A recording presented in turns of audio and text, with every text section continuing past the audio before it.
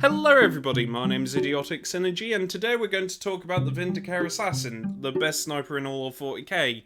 And as you can see here, it's a good looking model. It's nothing special, I know I pressed the wrong thing, but it's nothing special. It's just your basic good looking sniper. I meant this guy's in cover, he's been quite sensible, quite sneaky. But why do I call it the best sniper in the entire game when, you know, death marks exist and rattlings exist and other sniper units exist? Well, it's because of all of its rules.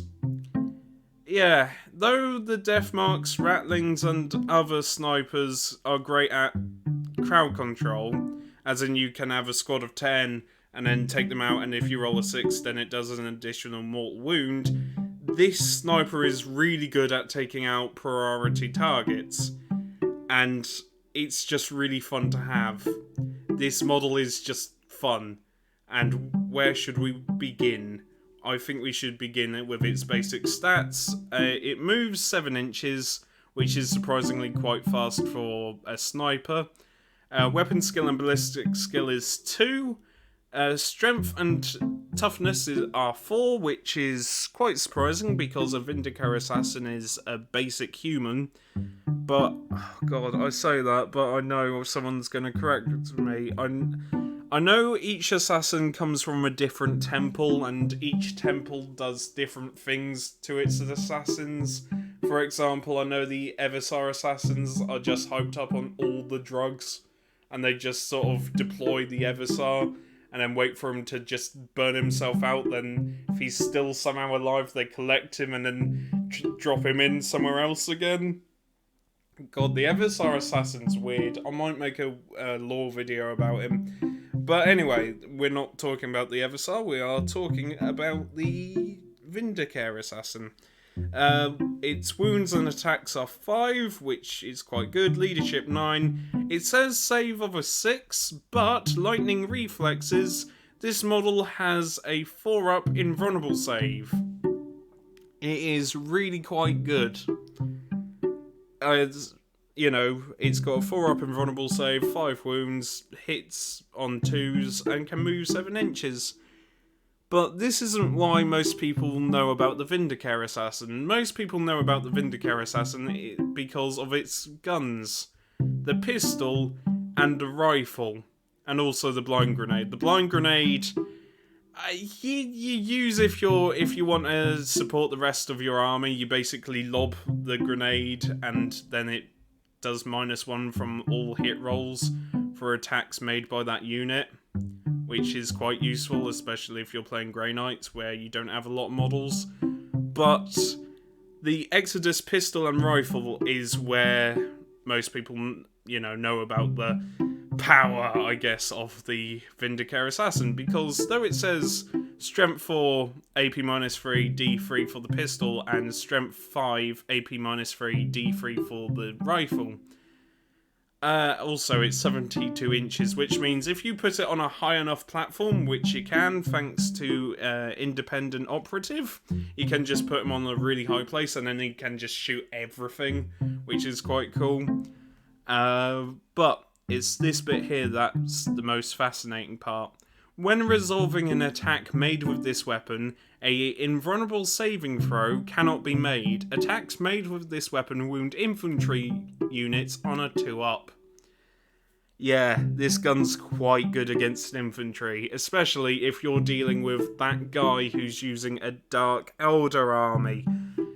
Oh boy, this guy brought a Archon, and the guy kept being a twat, and he even said that every time he would fail a shadow save roll, the shadow save field thing wouldn't go away because he spent a relic, which, oh god, the guy was being a complete twat.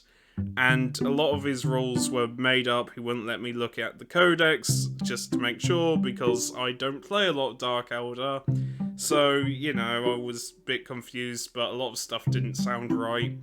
Anyway, I brought out the Vindicare Assassin. I deep striked in the Vindicare Assassin, and with the pistol, I killed the Archon, and the guy then quit the entire game. He actually picked up all of his models, said I was cheating, then walked off. Yeah, because he didn't believe about this rule, where you can just shoot him and he doesn't get an invulnerable save. Oh boy, that was one awkward game, but, you know, it's a good example whenever I talk about the Vindicare Assassin. The other things that make the Vindicare Assassin quite good is, well, the rest of the rules, really. Dead Shot, where if you roll a wound roll of 6, then it changes to D6, so you can wound somebody 6 times, maximum 6 times. But then you've got headshots. So say you've wounded, I don't know, a Space Marine captain 3 times. D3, you rolled a 3. And then it gives you a chance for headshot, where you roll 1 D3. On a 3 up, that model suffers 1 mortal wound, so it's 4. Then you roll another d6, and if you get a 4 or more, then that's another wound. And then a 5, and that's another wound. And then a 6, that's another wound. Basically, you can do a possibility of 4 extra wounds. And I've never done it. I've only gotten up to 3. I've never gotten all 4 wounds with that roll. But it is really good when you shoot a captain or shoot someone and you get 1... You know, you're only 1 wound away from killing him, and then with the headshot roll, you just roll a 3 or a 4, and it kills him. It's so good. It's so good. Spy Mask is quite interesting. When resolving an attack with a ranged weapon, the target doesn't even receive benefit of cover. Stealth Suit, now, this is a bit old because you can't subtract 2 from hit rolls. You just can't in 9th, or... Yeah, you just can't, otherwise... The old Eldar flyers would have the subtract 2, but you can only subtract a maximum of 1. So I only put them in buildings for, I guess, for thematic reasons, and you get a cover save as well. But yeah, also Faultless Aim. Attacks made with this ranged weapon by this model always hit on 2 if this model did not move this turn, and then you need a 6 for firing Overwatch.